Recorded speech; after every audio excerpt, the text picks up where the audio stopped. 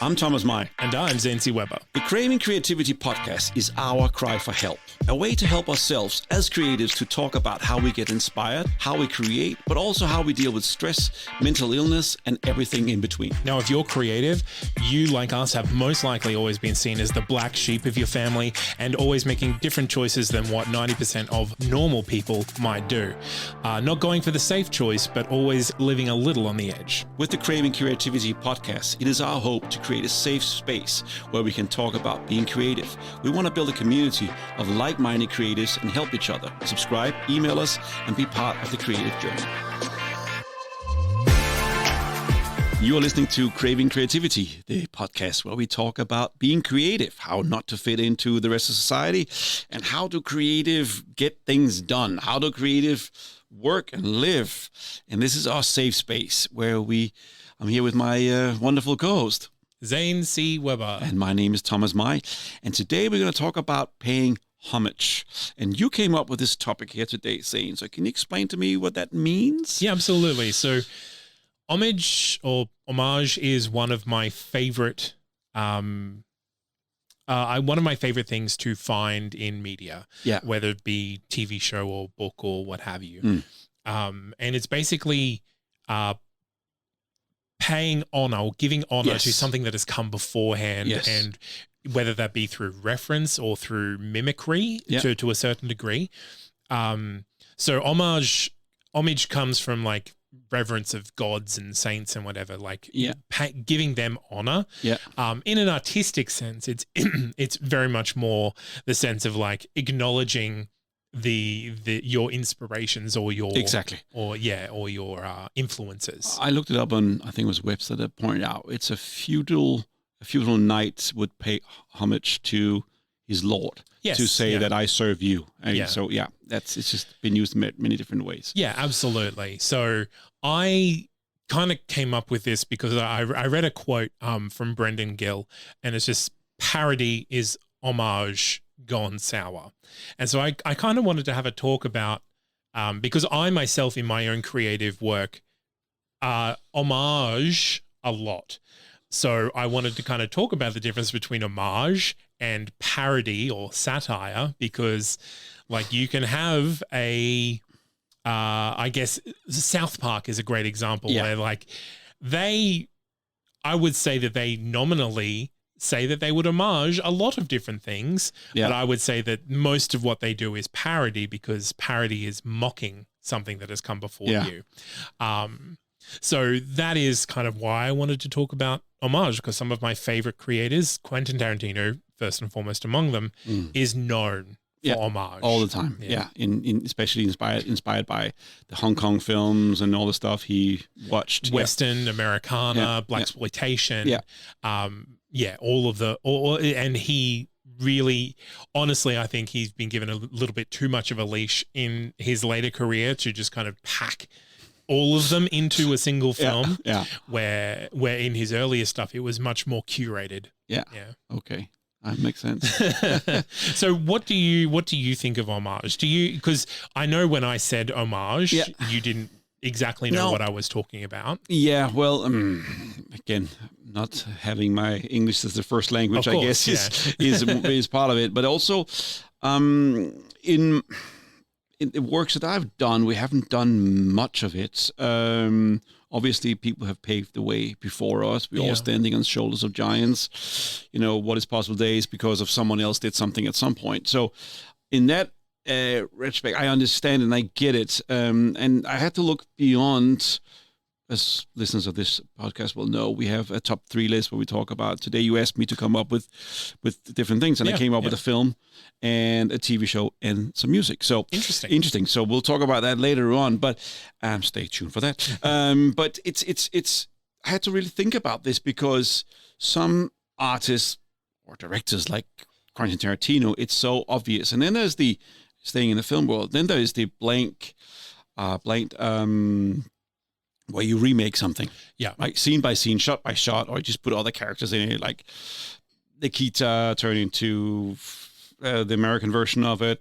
There's a Danish film right now that's just been turned into an American film. It just happens all the time, and of course that's not homage. It's some company thinking, okay, this worked really well. Let's execute it on an American level and go more global with it. So I mean, you even have examples like Psycho, which is literally a shot-for-shot remake just with new actors.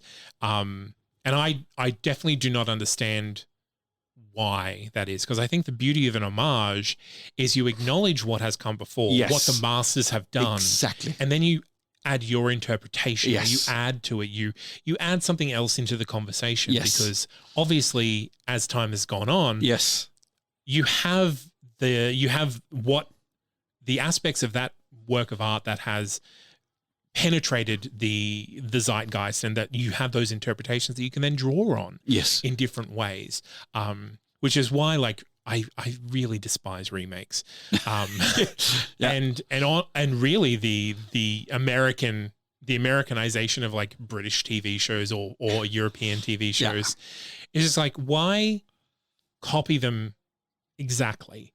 An American sense of humor is not a British sense of humor, and an American sense of humor is not an Australian sense of humor.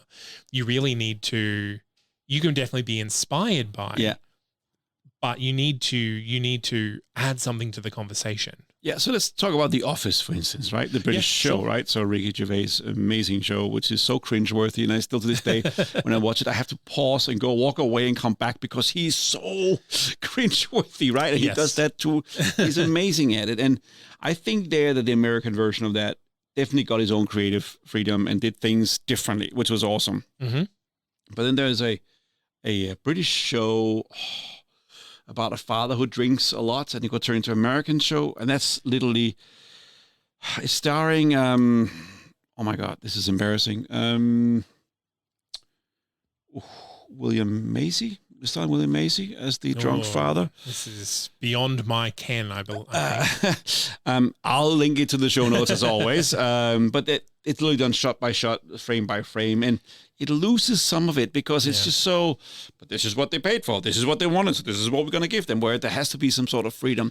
But you're talking about the actual art of paying homage to somebody who went before you and saying, I acknowledge someone who was here before me. They made an amazing film. I'm going to reference one scene from that film, and I'm going to sort of copy it, be inspired by it, so people get it. Yeah. But it'll still be a beautiful scene.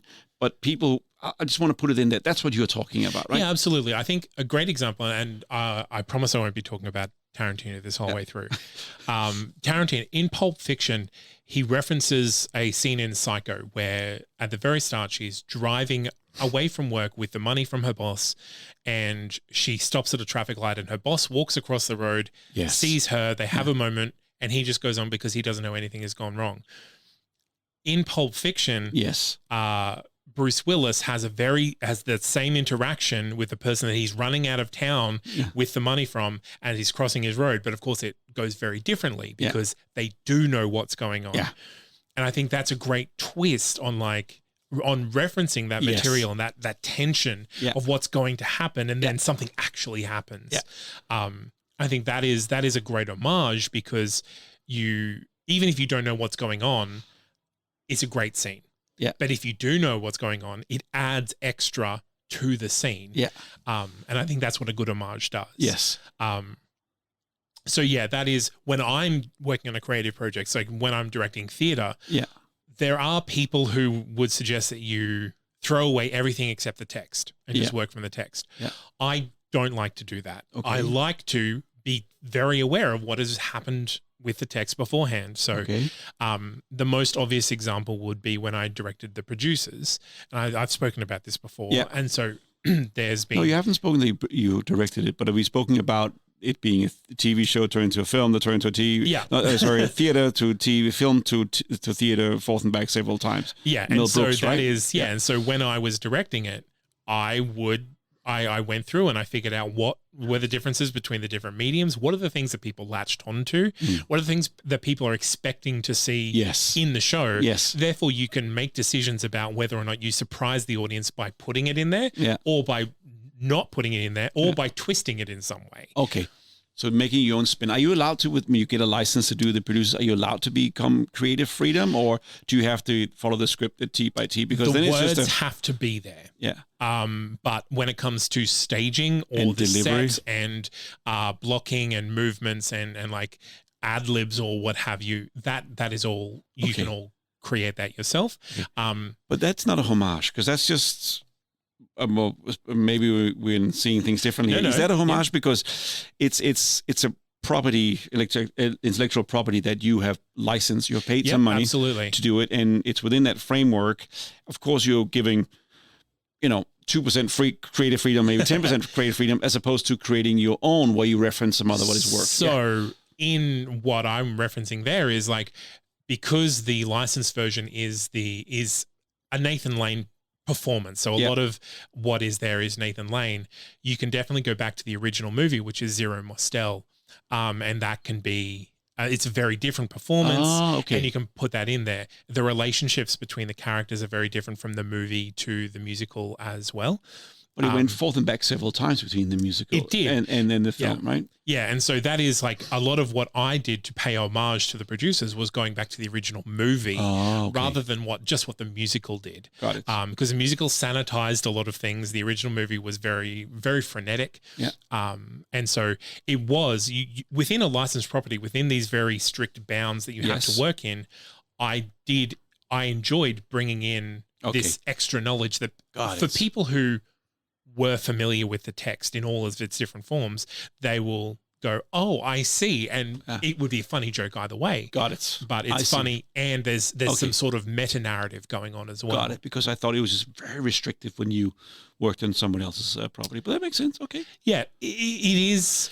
When you license something professionally, you get a lot of license to like rewrite songs, put things different in. You actually work with the original creators to do that. When you license something independently or what it's called amateur in some some licensing, you basically get the material and you have to use all the words, so you can't like cut scenes or anything like that. But other than that, the staging is usually up to you.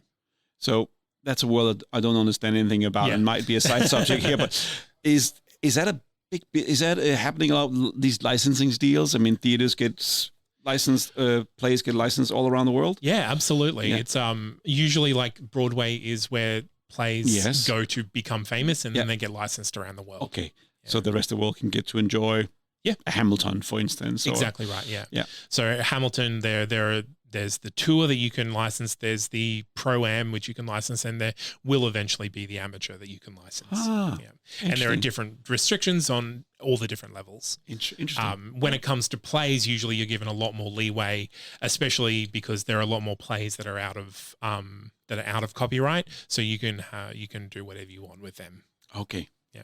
That makes sense. Oh, interesting. I learned something today. Thank you. Thanks. And I think that's a part of homage, is working within the rules to add extra into the text. Okay. And I think you are working on that meta narrative on what's happening above what's happening in the text. And then you're referencing those to each other, and people who get it, and people who don't get it, they'll still enjoy it. So that makes sense. So you don't want to subtract for people who don't get the joke. No.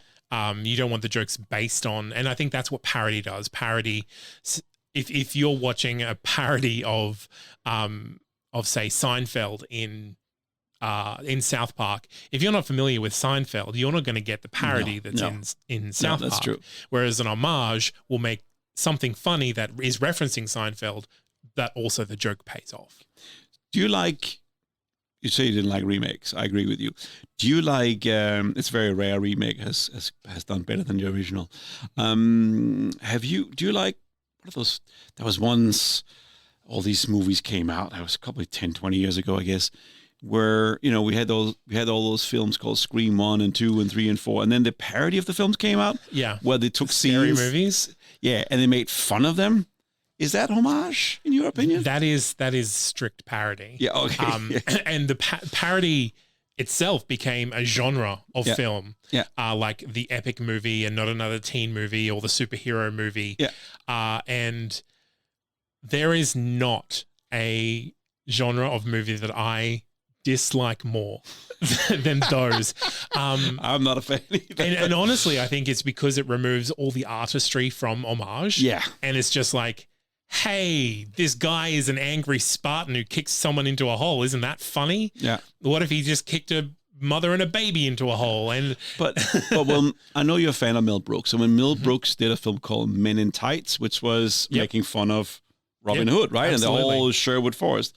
Is that okay? Because it's Mel Brooks, or is that not okay? Well, that is parody. Yeah. But I would say that is probably a loving parody. Like, it's not saying Robin Hood is stupid. It's saying Robin Hood has all these jokes in it that we are not used to seeing because these are men in tights. Men in tights. I love the title. Men in tights. Yeah. And I think that is what Mel Brooks does best. Like, even with Spaceballs, which is itself a parody. Yeah. But it's mocking Star Wars and Star Trek, but it has jokes of its own. Oh yes. So it's not just making humor through reference. It is also having humor of its own. Yes. Those sorts of parodies I don't mind so much. Okay. But the scary movie parodies, where it's like, let's just take the plot and put pop references in there and reference Shania Twain or Celine Dion, it's like meaningless jokes. Yeah. That is what I find that cringy, because I find it pretty bereft of craft. Okay. Yeah. Got it. Yeah. Okay. What about you? Did you like scary movies? No, I don't know. I haven't even watched it. I don't want to watch it.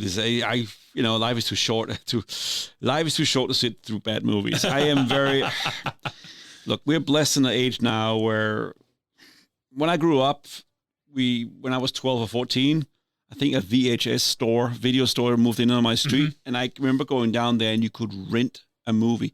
This whole concept that you could go down and you could choose a film that you could choose at your own time. Yeah. It blew me away, because up until then there was the cinema, and then we had one state channel run TV station. That was it. So whatever was on, that was on. Everybody's watching the same thing. That was it. So you couldn't choose. The fact you could choose your own rent a VHS tape. I was blown away by that concept. So today we're blessed because we have COVID. Because of COVID, we've all gone streaming, right? So, we have Netflix and Disney, and we have Amazon Prime and all these channels. And I am just like a script. If I am not into the script by page 20, I can't read anymore. I'm sorry. I same thing. So if there's any screenwriters out there, make the first 20 pages really, really stick. It's important, right? Yeah. Same with the movie. I mean, I am very impatient. I don't want to waste. Maybe I watched too many films through too many years and being a little bit dappled by the industry. But if it doesn't get me within 20 minutes, then I'm gone. I'm sorry. I think I'm about the same as well. I'll give it. Yeah. Give it 20 minutes. A TV show, I'll give 1 or 2 episodes. And then there's some films that just, something's going to happen. It keeps luring. And you end up watching the whole thing. And a recent film of mine that I watched with my wife is Beckett, on a film on Netflix.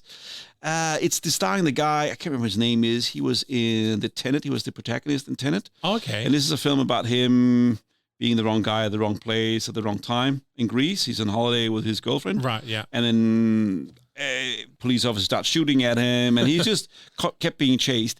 And I didn't like it, but I kept watching it. So some films fool me. I wish to have done many things differently, but it was entertaining enough not entertaining, but you wanted to find out why this was happening. And that kept you going until the end. But you felt you wasted some time after you watched the whole thing through.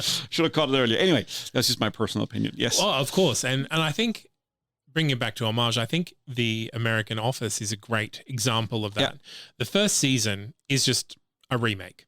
It's just an Americanization. Yeah. After the first season, though, when there was no more source material, that's when it became Homage. It took the relationships and it took the characters and it made something more of them, and it actually added something to the interpretation. And I think that's when it became a better show. Yeah. I'm a big fan of The American Office, and I'm a big anti-fan of Ricky Gervais. Okay. For no reason. He's a very smart person. I just cannot stand to look at or listen to him. Well, you got nothing against him. You just can't. Nothing against him. Absolutely not. I just cannot. You don't think it's funny? Consuming his media. He had great jokes. Yeah. Cannot stand the way he delivers them. Oh, okay. So his delivery, okay, yeah. Yeah, it's totally irrational. Yeah. I cannot put my finger on why I do not like Ricky Gervais. Yeah. I'm sure that if he was a different person, I would have no problem at all. But like, I just have a visceral reaction when Ricky Gervais is on screen. Does he remind you of a school bully from way back or something like that? You don't know. That's all right. Okay. I don't know. But I'm very sorry, Ricky Gervais. This has come up on a lot of podcasts that I've been on before. Okay. But I think, so taking what Ricky Gervais and the vibe that he created, and then the later seasons of The Office are homaging that by growing it. Yeah. And I think that's what a good homage does. It takes takes the original material and adds to it without denying that it's referencing it. Got it. And I think that's a very strong stance for an artist to take, going like, I know that masters have come before me and I'm having my say as well. Exactly. And so that's why a lot of my creative projects incorporate what has come before me. What's the is it an Emmy? Speaking of Ricky Gervais, and what's his name? The guy who plays Michael in the American version? Steve Carell. Of course, Steve Carell. Yes. So there's one year where Steve Gervais don't show up and pick up his trophy. And Steve Carell came instead. Yes. Yeah. And then the year after, he's trying to get it back. Is that funny for you when they were doing that joke? Yeah, absolutely. Yeah. Okay. Yeah. Okay. Got it. I think and that's a funny joke. It's just, Yeah. And that's also paying homage. Yeah. Because you own it. I wanted it. You took it. You stole it from me. So they're making fun of that. Steve Carell's a bigger star with the character that Ricky Gervais created than Ricky Gervais ever was. Exactly. Ricky Gervais gets the majority of the earnings anyway, so he's not hard done by. Don't feel sorry for him. I'm sure he made a pretty good deal there. All right. That's pretty interesting. Homage. So, is it time to talk about our top 3 list? I think so. Okay. I'm happy. Let's do that. Do you want to go first? Sure. So I referenced South Park before. Yes. South Park, I think, is strict parody. Yeah. It's very, very rarely homage, though a TV show that I think does homage the right way is It's Always Sunny in Philadelphia. Yeah. It's Always Sunny in Philadelphia is basically this group of terrible people doing terrible things. The end. And it's a strict sitcom. Everything goes back to status quo at the end. Okay. And then, but over the years, like they've changed the format of their show in episodes to reference like Law and Order or Seinfeld or whatever. But at no point did they sacrifice their show. They're just adding in elements of these other shows and kind of incorporating them in how the story is told with the characters in the case of Law and Order, or actually the characters mimicking like a scene from Seinfeld or whatever. Got it. And that what they do is they kind of draw attention to the similar things that run through all sitcoms and kind of make a comment on that, or they kind of by exposing the tropes of another genre by adding it into a sitcom and seeing how ridiculous that is. I never really watched Always Sunny in Philadelphia. I will say it is a show that is not for everyone. Okay. It can be a lot to get through. It's an acquired taste. No, I would say if you like it, you like it. If you don't, you don't. I don't think you could force yourself to watch it and start to like it. Okay. And South Park, I guess I was just too old when it came out. I never really got around to watching it. So I also have never been a fan of South Park. Okay. Well, I haven't even watched it. I know there's something about Kenny that always dies. So that's the only thing I know. But I will say Trey Parker and Matt Stone, who are the creators, very intelligent and creative people who deserve what they've got. But I never clicked with South Park. Right. And I think that is because of my dislike of lazy parody. Yeah.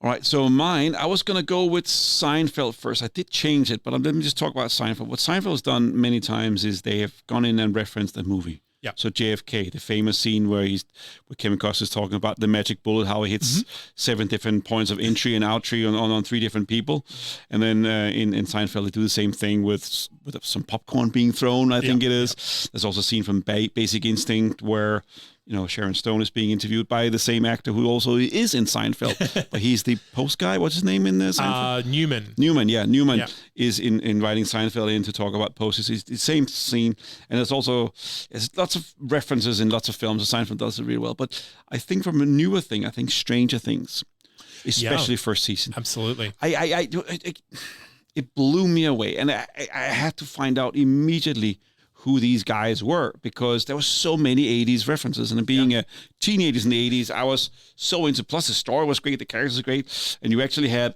kids and teenagers and parents and an older generation all had storylines that you were interested in. It was impressive, but it was the amount of references to music, computer games, what you were wearing, what they could do. It was just a treasure trove for me, and I was blown. Not so much the second one, third one a little bit, but the first one I was just blown away. Yeah. Well, it was only ever meant to be one season. Yeah. And it was just the popularity was so big. Yeah. I think the Stranger Things is great because they also tie in the narrative tropes. Yes. And they tie the references into the narrative, which is just that is what makes it homage for me. Exactly. Yeah. And you could just go on. I mean, there's a scene where the sheriff is sitting reading a book. It's a Stephen King book. I mean, it's just so many. It's just every episode you could just take 10 things out. Okay, that means that. This means this. That is what I get. Like, it's just, and then you probably miss 10 other things. Yeah. It was just such a treasure trove, and they did it in a way where they paid respect. Yeah. Right? They're like, somebody came before us, somebody paved the way, we're now giving back in a way. And I just love that. And it made the universe so much richer. And you could still watch it without getting all those references. That was so beautiful about it. And a lot of people did. Yeah, you didn't have to. You didn't have to get it. But for people who did, I was blown away. It was really, really good. So that was mine, Stranger Things. So it's taking the prize before Seinfeld. So yeah. Absolutely. My next one is Edgar Wright. So Edgar Wright is a director, particularly Hot Fuzz, because he homages like Point Break and Bad Boys 2 like very directly by having the characters watch the scenes that he's then going to have like them reenact later through narrative. So the narrative just leads them to that point, and because they're inspired by these scenes, they know what to do in the narrative. And I think that's a great way of homaging the kind of macho action movie in this movie, which is about like not macho action characters. It's the British one about the police officer, is it? Yes, basically he goes to a small town and something's weird. Yeah. But he's like, this hyper competent London cop who gets sent to this place as a punishment. Yeah. What's the name of the guy? His name is Simon Pegg and Nick Frost are the 2 main actors. Okay, but it's Edgar Wright who wrote it? Edgar Wright wrote and directed it. Okay. It's getting a reference there. Yeah. I enjoyed Hot Fuzz. It was funny. It's funny. Yeah, it's a lot of stuff in there that's really good. I like that. And Edgar Wright incorporates a lot of homage into his films. And that is because he has a very distinct style. Yes. And so I think if a director has a very distinct style, I think they have to comment on where it's come from. Yeah. I enjoy Edgar Wright's work. Yeah, no. Yeah. And he's done a lot of stuff with Simon, hasn't he? Yeah. So they did the trilogy with Simon Pegg and Nick Frost. Yeah. They did Shaun of the Dead, Hot Fuzz, and World's End. Yeah, well, it's a funny film. funny, silly, ridiculous film. But I enjoyed it. Yeah. The Cornetto trilogy is what they're called. Okay. Yeah. And then, got it. All right. My second thing is some music that came out, I think it was last year. Blinded by the Light, Blind Lights by The Weeknd. I don't listen to music. You don't listen to music? I don't listen to a lot of music. The Angry Communist. We need to put it on there for you. Anyway, it's a music that's heavily influenced by 80s. And it's the beat, the synth, the pop music, and the way... For me, it was a lot of Michael Jackson references in the dancing style. And I thought it was just homage for me back to something in the 80s. But you don't know the song at all, so I don't. No. I will listen to it if it's in the show notes. No. So is it the style and the riff and the riffs? Yes. It's a very, very 80s inspired music, coming out in 2019, 2020, sure. 2020, whenever it came out. Yeah. So, and it took on it went viral because a lot of people were doing these dances during lockdown to this song. Oh, right. And they're coming out, them dancing in a very particular way, and everybody was doing it. And I was just, because people were stuck in lockdown. Yeah, so awesome. It's very funny. So I just like to reference that song because it was just, I thought it paid a lot of homage to absolutely. people before them. What's your final one? My final one, I couldn't leave him off the list. Tarantino, yes. but specifically Kill Bill 1 and 2. Yes. I think this is Tarantino's most concise series of homage that has happened. The best ones, you're saying? The most artistic, the most artful ones, because episode 1 or episode of the first movie is just revenge kung fu flick the whole way through. Yeah. And the second one is just narrative all the way through. And it's Western, but it also goes back to like actual ultra, like almost referencing kung fu movies exactly, where he's actually bringing in a character from kung fu movies that is kind of a mythology, and he's bringing in actors from those same movies and putting them in this movie as different roles. Okay. Wow. There is such a web of intertextuality interwoven into these films that I've been gushing about these films since they came out. I saw Kill Bill was my first R-rated movie that I saw in cinemas. Yeah. I saw it 3 times. And I've been a big fan of it ever since. And that was kind of my bridge into Tarantino as well. I've never watched Kill Bill. I know it's as a film it producer, it's weird. I mean, it's one of those things I should get around doing. No, it's just, I do like Tarantino. I thought Pulp Fiction was a masterpiece. I thought Reservoir Dogs it blew me away when it came out. And there was just a rhythm and a pace and a story and a drama and the dialogue. Oh my God, the dialogue was just, I don't know why I never got to see Kill Bill. I just never. Kill Bill's a little bit of a departure. I like Uma Thurman. I've seen it in lots of stuff. And I like Tarantino. I just never got around to seeing them. Look. And by all means, like I know people who don't like Kill Bill, and there's very valid reasons for not liking it. Yeah. There's a lot of stylistic choices that people might find, like there's a lot of gore, a lot of blood. Yeah. That being said, I think every choice in that movie has been thought through 10 times and tied into every other choice in the film. So yeah, I can't. This is. Kill Bill 1 and 2 is like the pinnacle of homage in my book. Yeah. Okay.